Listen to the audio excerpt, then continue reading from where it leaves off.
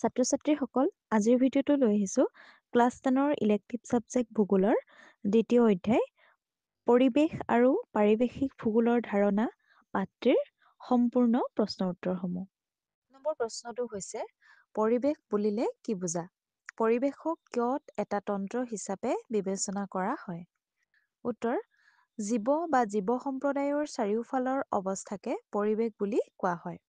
অৰ্থাৎ যিবোৰ উপাদানৰ ওপৰত জীৱৰ স্থিতি আৰু বিকাশ নিৰ্ভৰ কৰে সেই উপাদানবোৰৰ পাৰস্পৰিক সম্পৰ্কৰ যোগেদি জীৱৰ বাবে প্ৰয়োজনীয় পৰিৱেশ গঢ়ি তোলে। পৰিৱেশক এটা তন্ত্ৰ হিচাপে বিবেচনা কৰা হয় কাৰণ গোলকীয় পৰ্যায়ত পৰিৱেশে এটা অতি বিশাল আৰু জটিল তন্ত্ৰ হিচাপে কাৰ্য কৰি আছে। পৃথিৱীৰ পৰিৱেশ তন্ত্ৰ বহুতো জীৱীয় আৰু অজীৱীয় উপাদানৰ আন্তঃক্ৰিয়াৰ ফলস্বৰূপে সৃষ্টি হৈছে। বিভিন্ন উপাদানৰ ক্ৰিয়াৰ ফলত পৰিৱেশ সৃষ্টি হোৱা বাবে পৰিৱেশক এটা তন্ত্ৰ বুলি কোৱা হয়। ২ নম্বৰ প্ৰশ্নটো হৈছে পৃথিৱীৰ বায়ুমণ্ডল, স্থলমণ্ডল, জলমণ্ডল আৰু জীৱমণ্ডলৰ মাজৰ সম্পৰ্ক উদাহৰণ দি বুজোৱা। উত্তৰ: পৃথিৱীৰ বায়ুমণ্ডল, স্থলমণ্ডল, জলমণ্ডল আৰু জীৱমণ্ডলৰ মাজত এক পাৰস্পৰিক সম্পৰ্ক আছে আৰু ইয়াৰ ফলত পৃথিৱীৰ পৰিৱেশ সৃষ্টি হৈছে। পৰিৱেশৰ অন্তৰ্গত এই মণ্ডল চাৰিটা পৰস্পৰ নিৰ্ভৰশীল আৰু চাৰিওটা মণ্ডলৰ মাজত জলচক্ৰ আৰু কাৰ্বন চক্ৰৰ মাজত পাৰস্পৰিক ক্ৰিয়া বিক্ৰিয়া চলি থাকে। চাৰিওটা মণ্ডলৰ অন্তৰ্গত অজস্ৰ জীৱীয় আৰু অজীৱীয় উপাদানে পাৰস্পৰিক সম্পৰ্কৰ এক জটিল জালিৰ জৰিয়তে পৃথিৱীৰ পৰিৱেশক বৰ্তমানৰ ৰূপ প্ৰদান কৰিছে। স্থলমণ্ডলৰ ভিতৰত শিল, মাটি, বালি আদিকে ধৰি পৰ্বত, পাহাৰ, মালভূমি, সমভূমি, মৰুভূমি, নদী উপত্যকা, উপকূল আদি প্ৰাকৃতিক অৱয়ৱবোৰ থাকে। পৃথিৱীৰ সাগৰ মহাসাগৰবোৰ জলমণ্ডলৰে অন্তৰ্গত। স্থলমণ্ডলত থকা নদ-নদী, খাল-বিল, হ্ৰদ আদি জলাশয়বোৰ জলমণ্ডলৰ ভিতৰত পৰে। জীৱমণ্ডলৰ ভিতৰত পৰে জীৱিত প্ৰাণী আৰু উদ্ভিদবোৰ, বায়ুমণ্ডলত চৰাই, কীট-পতংগ তথা বিভিন্ন অণুজীৱসমূহ আৰু ভূপৃষ্ঠৰ পৰা ক্ৰমে ওপৰলৈ বিয়পি থকা গেছীয় পদাৰ্থৰ ডাঠ তৰপটোৱে হৈছে বায়ুমণ্ডল। Oxygen, nitrogen, hydrogen, carbon dioxide আদি গেছৰ দ্বাৰা বায়ুমণ্ডল গঠিত। বায়ুমণ্ডলত থকা বিভিন্ন গেছবোৰৰ সৈতে জীৱমণ্ডলৰ প্ৰাণীসমূহৰ এক গভীৰ সম্পৰ্ক আছে।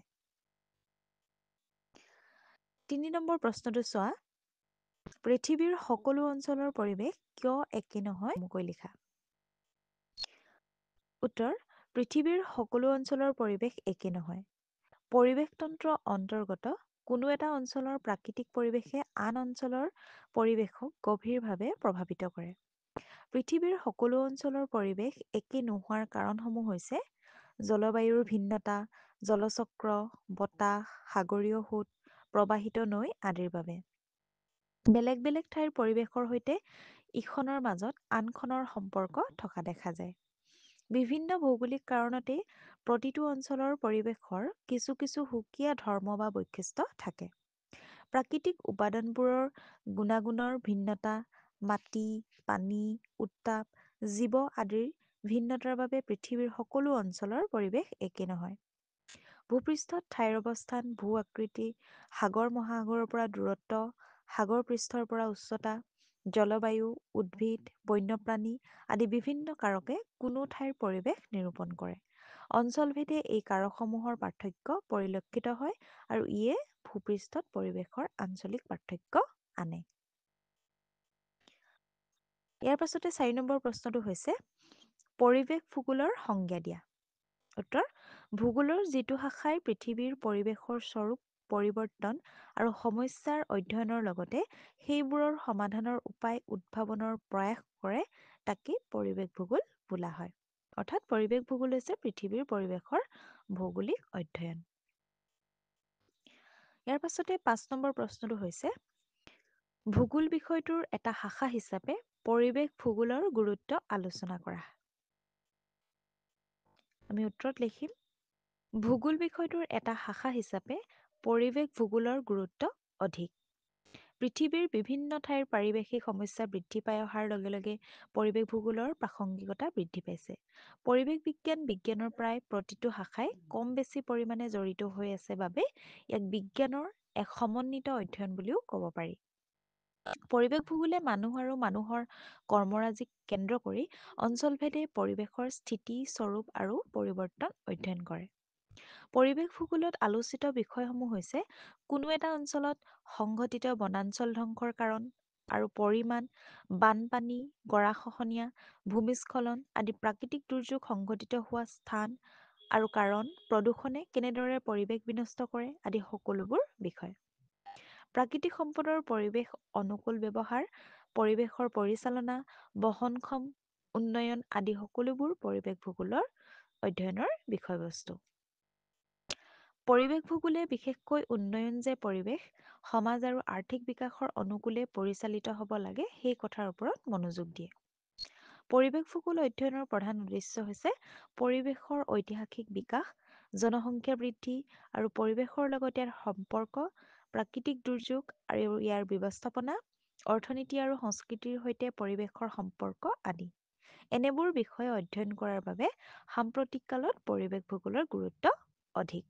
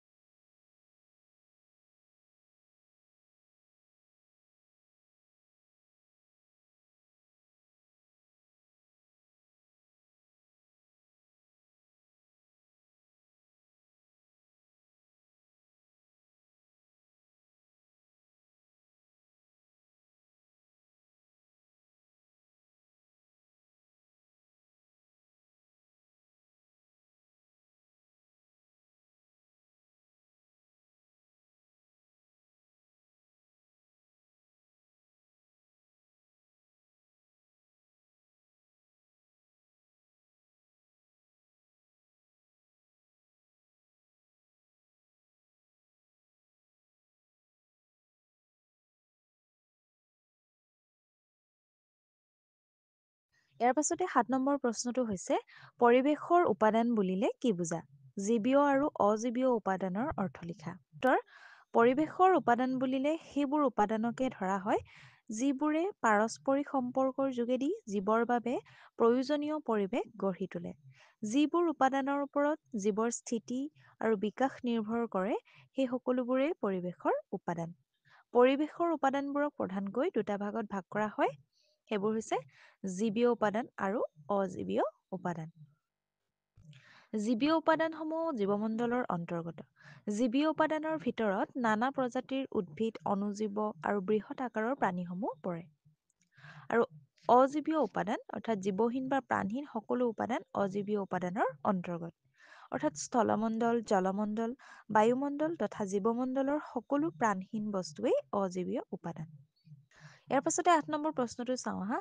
তলত উল্লেখ কৰা উপাদানবোৰ জীৱীয় আৰু অজীৱীয় এই দুই ভাগত বিভক্ত কৰি লগত দিয়া তালিকাখন পূৰোৱা। ইয়াত উপাদান দিছে বহুতো, সেই উপাদানখিনি আমি কোনখিনি জীৱীয় আৰু কোনখিনি অজীৱীয় আমি ভাগ কৰিব লাগে। ৯ নম্বৰ প্ৰশ্নটো হৈছে পাৰিৱেশিক সমস্যা মানে কি? উত্তৰ: প্ৰাকৃতিক পৰিৱেশ আৰু তাত থকা বিভিন্ন উপাদানৰ লগতে বাসিন্দাসকলে সন্মুখীন হোৱা সমস্যাবোৰে হৈছে পাৰিৱেশিক সমস্যা। অৰ্থাৎ পৰিৱেশৰ ভাৰসাম্য বিনষ্ট কৰা পৰিৱেশ সম্পৰ্কীয় সকলো সমস্যাই পৰিৱেশ সমস্যাৰ অন্তৰ্গত। বিভিন্ন প্ৰকাৰৰ পাৰিৱেশিক সমস্যা হৈছে নিৰ্বনীকৰণ, জনসংখ্যা বৃদ্ধিৰ ফলত হোৱা বায়ু প্ৰদূষণ, পানী প্ৰদূষণ, মাটি প্ৰদূষণ, গোলকীয় উত্তাপ বৃদ্ধি আদি। সাম্প্ৰতিক কালত জনসংখ্যাৰ দ্ৰুত বৃদ্ধি, ব্যাপক হাৰত সম্পদ আহৰণ, উৎপাদন ব্যৱস্থাত প্ৰযুক্তি ব্যাপক প্ৰয়োগ, যান-বাহনৰ পৰিমাণ বৃদ্ধি, নগৰ মহানগৰৰ সম্প্ৰসাৰণ আদিৰ ফলত পৰিৱেশৰ ওপৰত গভীৰ হেঁচাৰ সৃষ্টি কৰিছে আৰু ইয়ে বিভিন্ন পাৰিৱেশিক সমস্যাৰ সৃষ্টি কৰিছে। ১০ নম্বৰ প্ৰশ্নটো চাওঁ আহা। পৃথিৱীৰ পাৰিৱেশিক সমস্যা ক্ৰমে বৃদ্ধি পাই অহাৰ কাৰণবোৰ উল্লেখ কৰা।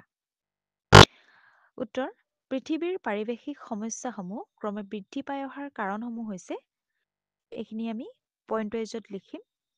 এক নম্বৰ পইণ্টটো হৈছে সভ্যতাৰ অগ্ৰগতি আৰু জনসংখ্যা বিস্ফোৰণৰ ফলস্বৰূপে মানুহে পৰিৱেশক নিজৰ ইচ্ছামতে ব্যৱহাৰ কৰিবলৈ আৰম্ভ কৰিছে। উদ্যোগীকৰণ, নগৰীকৰণ, শিল্প উদ্যোগৰ পৰিমাণ বৃদ্ধি আৰু বিভিন্ন ধৰণৰ আণৱিক পৰীক্ষাৰ ফলত পৰিৱেশ প্ৰদূষিত হৈছে। ২ নম্বৰতে নগৰীকৰণ তথা নগৰীয়া জনসংখ্যা বৃদ্ধি পোৱাৰ ফলত প্ৰাকৃতিক সম্পদৰ ব্যৱহাৰৰ পৰিমাণ বৃদ্ধি পাইছে। অত্যাধুনিক যন্ত্ৰপাতিৰ প্ৰয়োগ বাঢ়িছে, যান-বাহন, আচবাব, অনুষ্ঠান প্ৰতিষ্ঠান বৃদ্ধিৰ লগতে বননি ধ্বংস হৈছে আৰু পৰিৱেশৰ প্ৰতি ভাবুকিৰ সৃষ্টি হৈছে।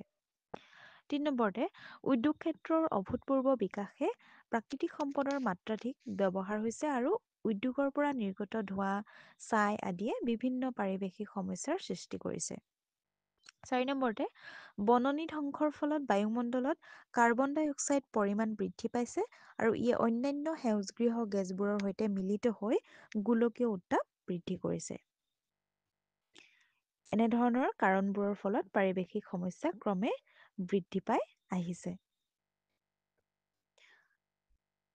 ১১ নম্বৰ প্ৰশ্নটো চাওঁ আহা। পৰিৱেশৰ ভাৰসাম্য অৱস্থা বুলিলে কি বুজা? উত্তৰ: পৰিৱেশৰ ভাৰসাম্য মানে পৰিৱেশৰ এক স্থিতাৱস্থা বা সুস্থিৰ অৱস্থা। যি কাৰ্যকলাপে পৰিৱেশৰ ওপৰত কোনো বাধাৰ সৃষ্টি নকৰে বা পৰিৱেশক কোনো ক্ষেত্ৰতে অসুবিধা নকৰে, তেনে এক সুস্থিৰ অৱস্থাকেই পৰিৱেশৰ ভাৰসাম্য অৱস্থা বুলি ক'ব পাৰি। কোনো এখন ঠাইৰ বা অঞ্চলৰ মুঠ মাটিকালিৰ ১/৩ বা ৩৩% উদ্ভিদৰ আৱৰণ থাকিলে প্ৰাকৃতিক ভাৰসাম্য ৰক্ষা হয়। সেউজীয়া গছ-গছনিয়ে বায়ুমণ্ডলত অক্সিজেন গেছ যোগান ধৰাৰ লগতে কাৰ্বন ডাই অক্সাইড গেছ শোষণ কৰি বায়ু নিৰ্মল কৰে আৰু প্ৰাণীসমূহৰ খাদ্যৰ উৎস হিচাপে কাম কৰে। পৰিৱেশৰ ভাৰসাম্য অটুট ৰাখিবলৈকে অধিক পৰিমাণৰ সেয়েহে আমি বৃক্ষৰোপণ কৰাৰ প্ৰয়োজন।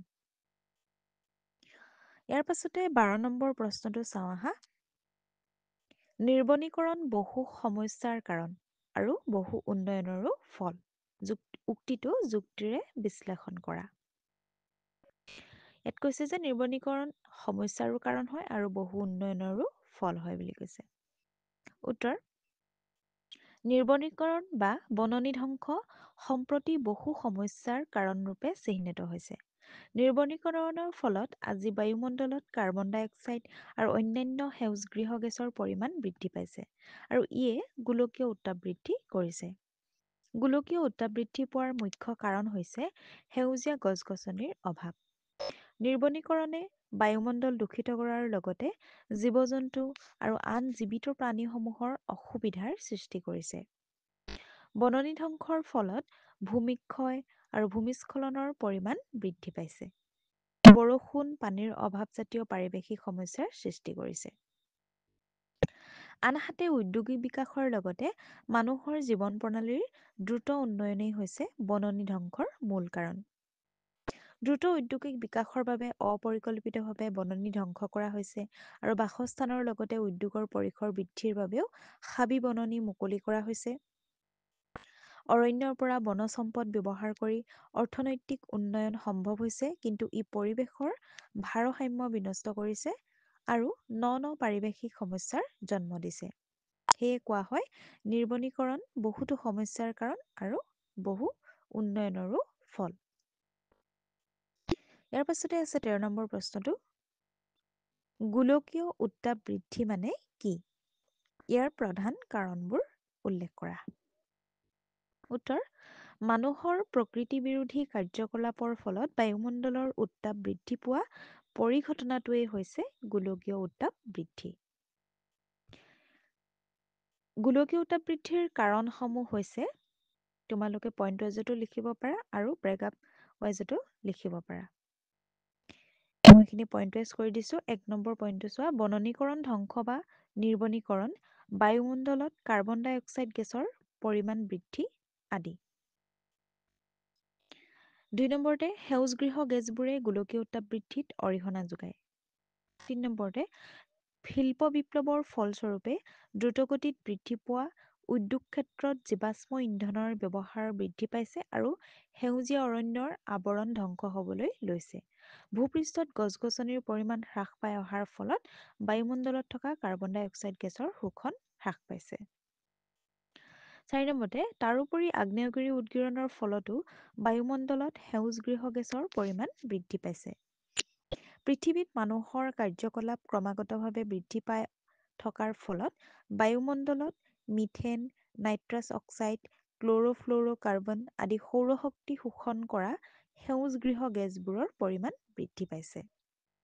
এনেবোৰ কাৰণতে প্ৰধানকৈ বননি ধ্বংসৰ ফলত বায়ুমণ্ডলত কাৰ্বন ডাই অক্সাইড গেছৰ পৰিমাণ বৃদ্ধি আৰু সেউজ গেছৰ পৰিমাণ বৃদ্ধিয়ে গোলকীয় উত্তাপ বৃদ্ধি কৰিছে। ইয়াৰ পাছতে আছে 14 নম্বৰ প্ৰশ্নটো।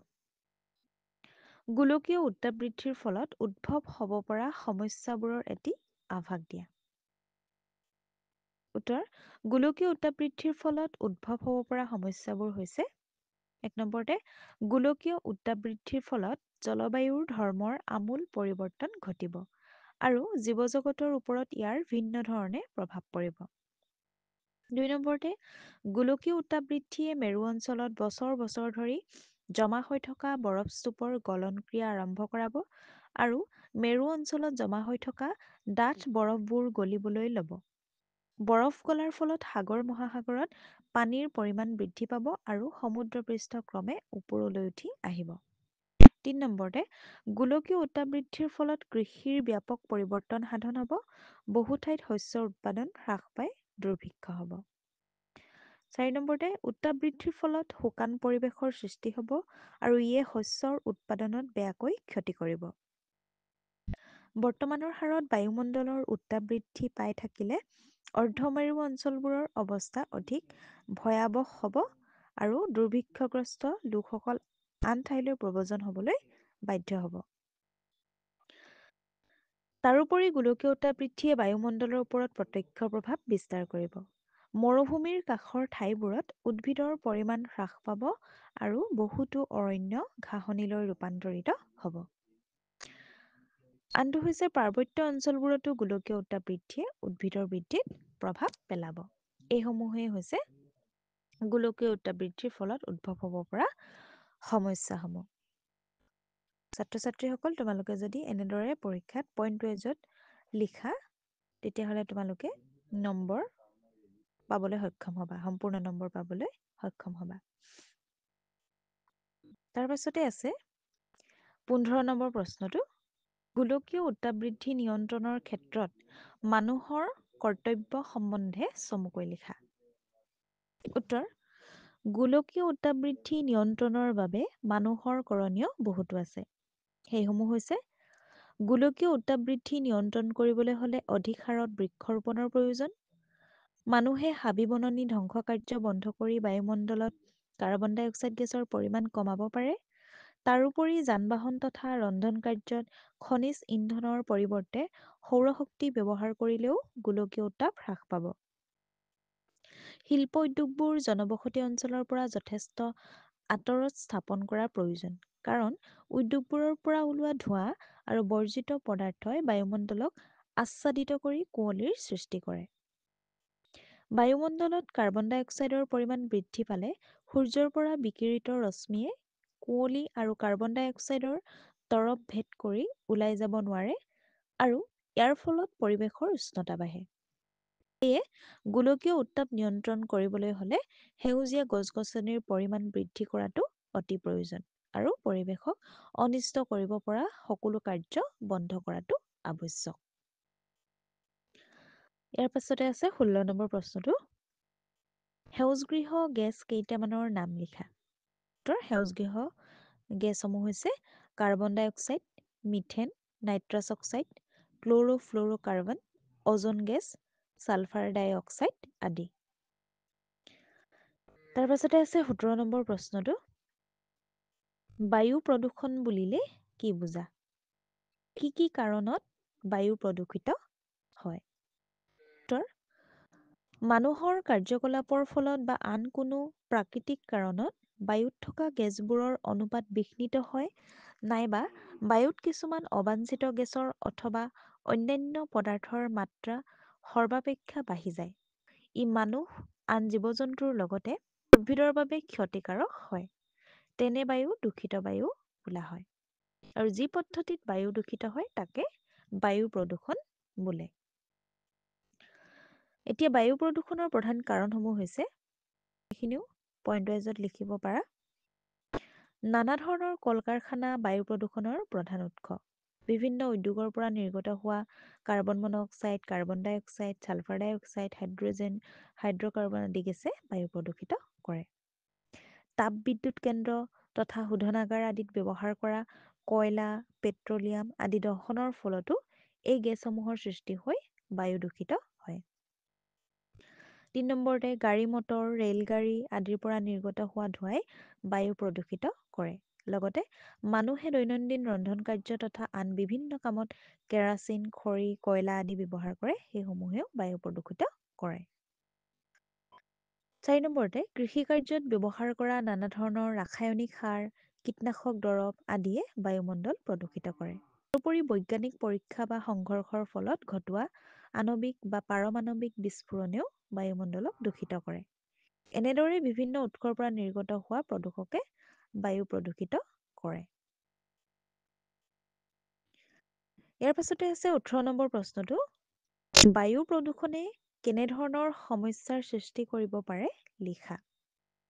বায়ু প্ৰদূষণেনো কেনেকৈ কি ধৰণে সমস্যাৰ সৃষ্টি কৰে সেইসমূহ আমি লিখিব লাগে। এইটো পইণ্ট ৱাইজত উত্তৰখিনি লিখি দিয়া হৈছে। বায়ু প্ৰদূষণে মানুহৰ স্বাস্থ্যৰ ক্ষতি সাধন কৰে। বায়ু প্ৰদূষণে জলবায়ুৰ ওপৰত প্ৰভাৱ বিস্তাৰ কৰে। উদ্ভিদৰ পাতত জমা হোৱা ধূলি ধোঁৱা আদিৰ তৰপৰ বাবে সালোকসংশ্লেষণ কাৰ্য ব্যাহত হয়। ধূলি বালি, কয়লাৰ গুৰি আদি পৰিৱেশত থকা বায়ুমণ্ডলৰ পৰা আহি ঘৰৰ আচবাব পত্ৰত জমা হৈ অশান্তিকৰ পৰিৱেশৰ সৃষ্টি কৰে। ছালফাৰ ডাই অক্সাইড গেছে ঘৰৰ পকীবেৰ, ৰং আদি নষ্ট কৰে। বিভিন্ন উৎসৰ পৰা সৃষ্টি হোৱা কাৰ্বন ডাই অক্সাইড গেছে পৃথিৱীৰ উষ্ণতা বৃদ্ধি কৰাৰ লগতে হাঁওফাঁওৰ ৰোগৰ সৃষ্টি কৰে। উদ্যোগবোৰৰ পৰা নিৰ্গত হোৱা বিভিন্ন পদাৰ্থই মানুহৰ স্বাস্থ্যৰ অধিক ক্ষতি কৰে। এনেদৰে বায়ু প্ৰদূষণে বিভিন্ন সমস্যাৰ সৃষ্টি কৰি জীৱ জগতৰ ক্ষতি সাধন কৰে। ইয়াৰ পাছতে ১৯ নম্বৰ প্ৰশ্নটো চাওঁ আহা। পানী কিদৰে প্ৰদূষিত হয়? পানী প্ৰদূষণৰ পৰা হ'ব পৰা ক্ষতিৰ বিষয়ে চমুকৈ লিখা।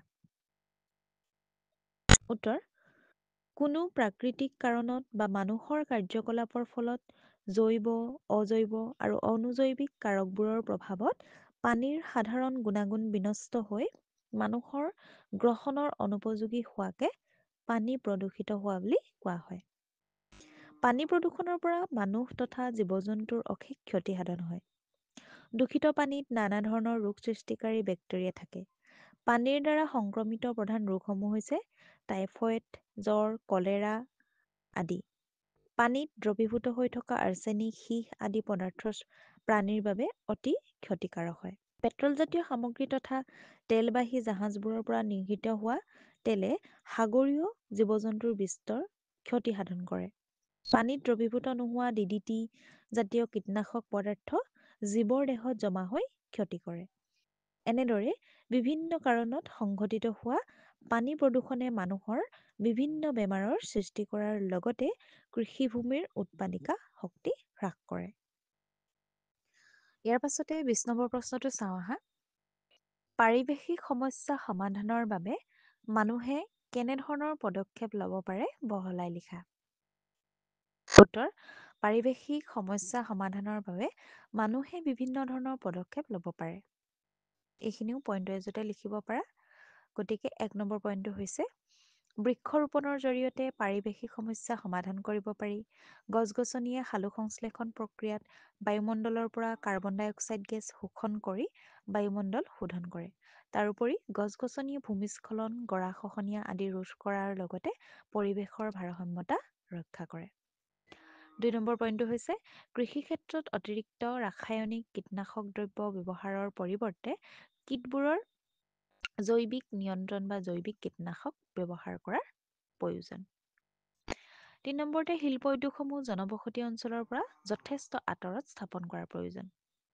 আনটো হৈছে ৰন্ধন কাৰ্যৰ বাবে উন্নত ধৰণৰ কম ধোঁৱা ওলোৱা চুলা আৰু খনিজ ইন্ধনৰ পৰিৱৰ্তে সৌৰ ইন্ধন বা জৈৱিক ইন্ধন ব্যৱহাৰ কৰাটো প্ৰয়োজন। তাৰপিছতো হৈছে অধিক হাৰত গছ-গছনি ৰোপণ কৰি তাৰ দ্বাৰা মাটিৰ পানী সংৰক্ষণৰ ক্ষমতা তথা মাটিৰ উৰ্বৰতা বৃদ্ধি কৰা উচিত। গোবৰ গেছ প্লেণ্ট স্থাপনৰ জৰিয়তে বৰ্জিত মলমূত্ৰ বা আন পদাৰ্থসমূহৰ পুনৰাৱৰ্তন কৰাৰ প্ৰয়োজন। খনিজ তেল উৎপাদন আৰু পৰিবহণৰ সময়ত যাতে অপচয় আৰু অপব্যৱহাৰ নহয় তাৰ বাবে সতৰ্ক হোৱাও আৱশ্যক। নলা-নৰ্দমা উদ্যোগ আদিৰ পানীৰ লগত অহা বৰ্জিত দ্ৰব্যসমূহ পৃথকীকৰণ প্ৰক্ৰিয়াৰে পৃথক কৰি লোৱা প্ৰয়োজন। বায়ু প্ৰদূষণ ৰোধ কৰি এচিড বৰষুণ তথা পৰিৱেশৰ উষ্ণতা বৃদ্ধিত বাধা দিয়াটো আৱশ্যক।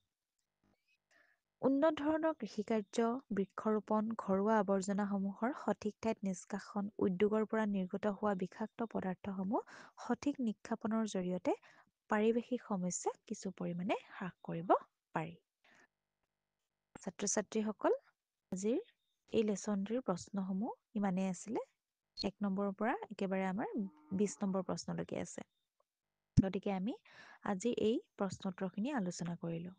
এই ভিডিঅ'টোৰ উপৰিও যদি তোমালোকে অন্য ছাবজেক্টসমূহৰ প্ৰশ্নোত্তৰসমূহ বিচাৰিছা তেন্তে প্লেলিষ্টৰ লিংক ডেছক্ৰিপশ্যনত দিয়া আছে, তোমালোকে চাব পাৰিবা।